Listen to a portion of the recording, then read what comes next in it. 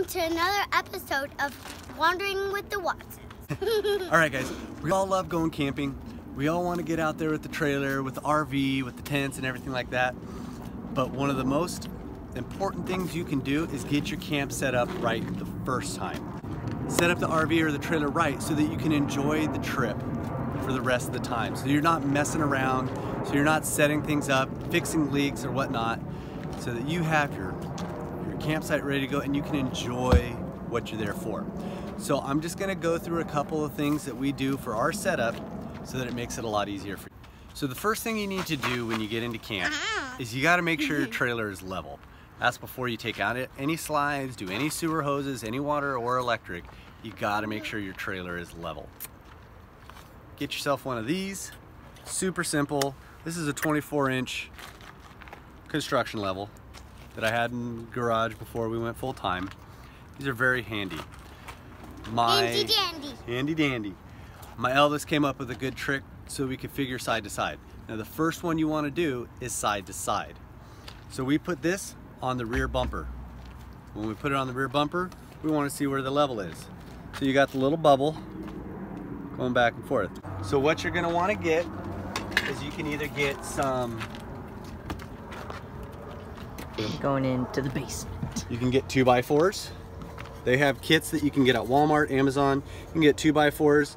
If you have 1, 2 tires, you can drive up on those. You might want to get a little bit wider piece of wood if you're going to use lumber. You might want to get a 2x6, a 2x8, but you can use lumber as you're leveling. You may have to stack these depending on how much you're off side to side. Another option are grown-up Legos. These are trailer Legos. You can see I have them under my tripod right now just to bring up a little bit of the space. Okay, but what you can do is you can stack those. You can set them up, put 2 next to each other and then 1 right in the middle, and that'll get you 2 high. Now the thing that's nice about these is the footprint of the tire will fit entirely on these. Whatever side you need to get higher, you put those leveling blocks on there.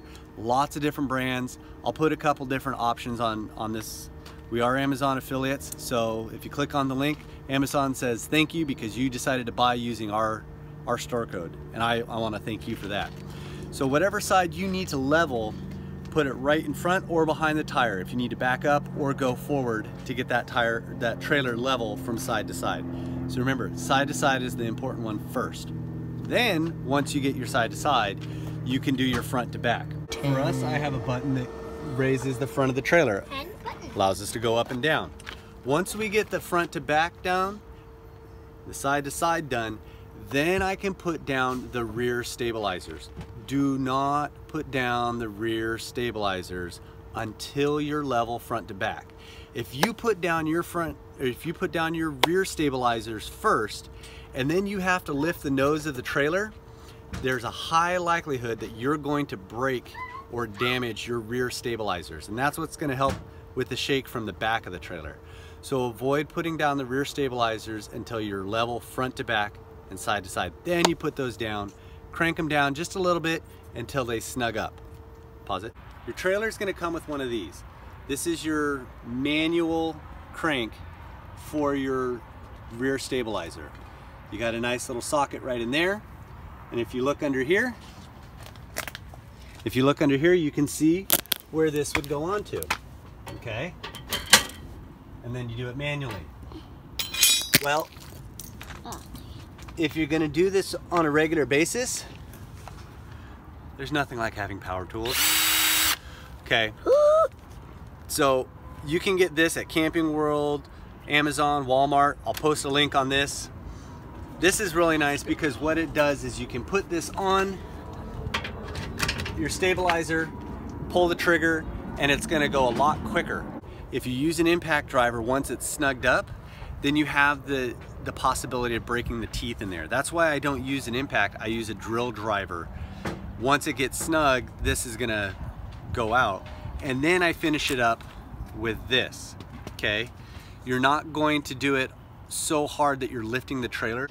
These are not designed to level the trailer. Your stabilizers are only to keep you from moving. So don't get in the habit of taking your stabilizer and cranking it all the way until the trailer starts tipping up on the side. That's not what they're for. They're made to make that footprint that we talked about earlier. Now if you look, we also have our 2x4s, and I'll post a link to that video. Those 2x4s increase our footprint and give us a little more stability. When we have 4 kids in the trailer, any stability we can get, we take. Just to reiterate, we use this to get it all the way down to the pad, then we use this to snug it up. You'll also notice I have some blocks and some pads in here. The steeper of an angle I have on my stabilizer, the more stability I'm gonna get in the trailer. If the more vertical I have my stabilizers, then it's like putting them on little stilts, and it has a tendency to rock a little bit. Okay, so get it all the way down, snug it up with this, call it good, rear stabilizers are done. Cut. So now that I've got the trailer's stabilization system set up, I put down my 2x4 stabilization, and I have that link for that video right here somewhere. Click that so you can see that video. That's a really easy low-tech stabilization system as well. It also comes in handy if some of your rear or side stabilizers are broken. You can make that work in your favor. So the next thing we're going to want to do is our fresh water. All right. So my fresh water is connected in here. All right. You want to keep your water system clean and isolated from your black, your gray, and any other things. So I connect my fresh tank in there. What I've done is I cut a couple holes in my water box, and then my hose sits inside. It just protects the parts that I don't need to be exposed to the sun. If I'm really close to the pedestal, if I'm really close to the faucet, then most of my hose is inside. And then what I'll do is, to keep it from getting cold or hot, go to the 99-cent store, get a pool noodle. Take that pool noodle and then cut it with a little line, put it on that hose. There you go. And then there you go. And so now I'm insulating my hose just a little bit. I'm keeping it from getting exposed to the sun. Now, as you can see, my faucet's kind of far away today, so I'm not gonna get a whole bunch of pool noodles and go all the way. But if I'm close to the faucet, then I'll put some pool noodles there. Just another, what I'll do is I'll put a couple pool noodles on the hose there. That just gives me a little bit more insulation. So let's follow the hose all the way to the faucet. So there's a couple things I got going here. First, I have a Y. All right, why do I have a Y? This allows me to connect my gray and black, my clean out hose for my tanks. And I'll explain that a little bit later, but that way I don't have to disconnect my water. So I put a Y on here. This is a pressure reducer. This one is between 40 and 50 PSI. They have very fancy ones, they have low tech, they have high tech. They have kinds that you can adjust, they have kinds that are just a simple brass regulator, or they have kinds that are plastic. We had a plastic one for a little while, it cracked, totally blew out, it was raining everywhere. We went ahead and upgraded that. Probably gonna upgrade to the pressure regulator that gives you a little valve, lets you see how much you have. Then, little flexi hose, just a particulate filter. This is just to get the large sediment. Doesn't change the taste a whole lot, doesn't really improve the whole water a lot, but it really gets a lot of the large sediment and stuff, filters that out. So every 2 to 3 months, depending on how much you use it, you're gonna replace it. Now this isn't for our drinking water. I have a video that I'll post a link right about here somewhere about our homemade bucket water filters. What you're gonna find with Wandering with the Watsons is we like to make things ourselves. So I've got a water filtration system for our drinking water. You'll enjoy that video. So connect our filter right to our hose, turn it on, we're good to go. One thing you'll find really helpful is the white Teflon tape. Put white Teflon tape on your threads, really makes it a lot easier to be able to prevent leaks. All right, we're gonna come to our pedestal, our electric. Okay, today we're lucky enough that we've got 50 amp service. I'm not gonna pull out the 50 amp because we're using it right now, but this is your 15 to 20 amp. You can tell this is a 20 amp plug because it's got the little T. all right? But also look at the breaker switch. If this said 15, then I'm only gonna get 15 out of there. This is also a GFCI protected plug, okay? This is your 30 amp. This is a 30 amp configuration for your plug. And we don't always have 50 amp service. Sometimes we have 30 amp service. Yes. So what we have to do is we have to step down. Well, I only have a plug for 50 amp. This is what the plug for a 50 amp looks like, okay? So what am I gonna do? Well, I'm gonna get what we call a dog bone or an adapter. This is a very simple version. You can get this at Walmart, Amazon. I'll post a link for that. So what I'm gonna do is I'm gonna use this adapter. What I would do is I would plug into the 30 amp, then I would plug in my main cord right here, my 50 amp cord, and then I would flip the breaker. Now that's a key point right there. Before you plug anything in, make sure your breakers are in the off position.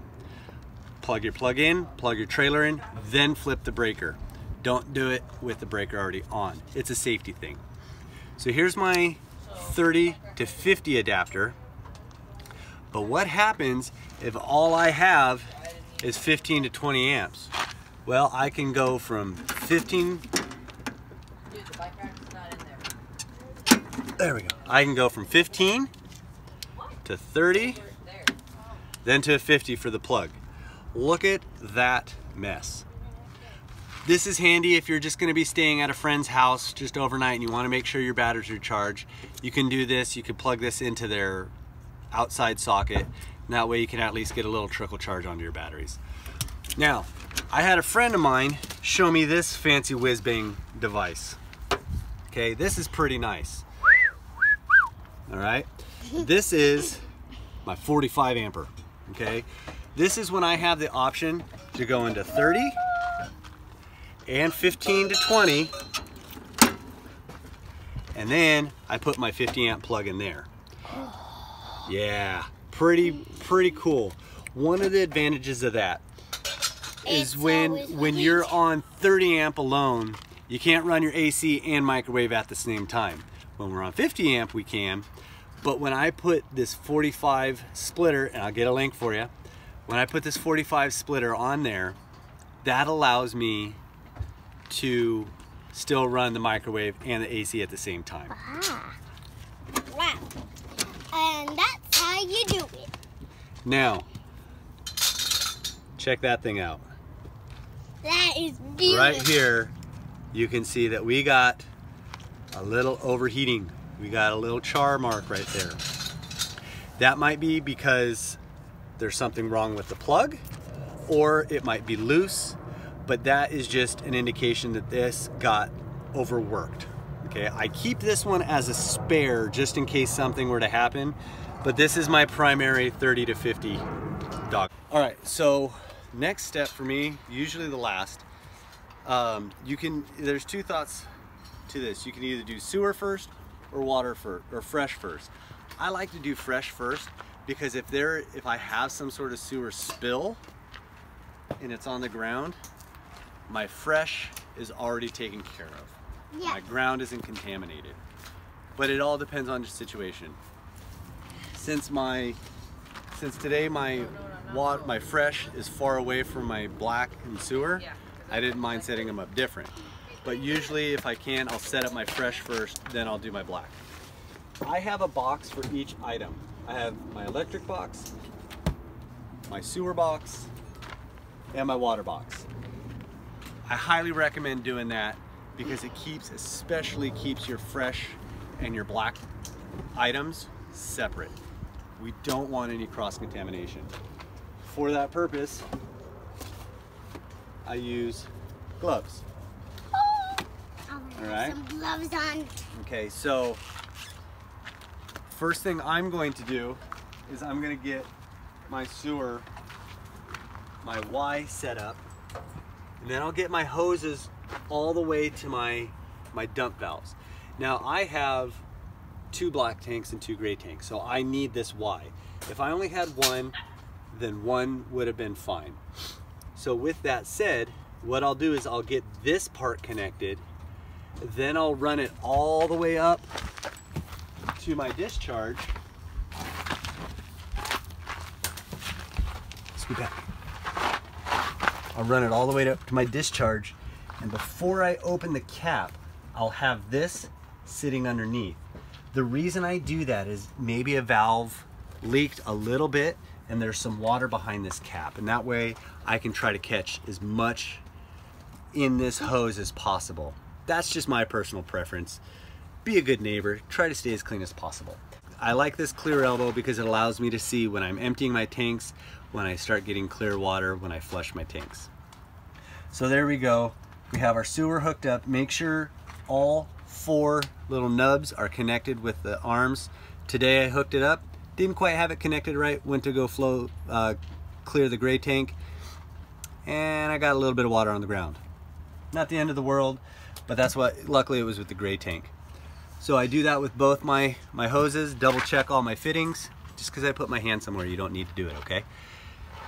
So double check all my fittings, then I can open up my tanks, flush my tanks, clean them out.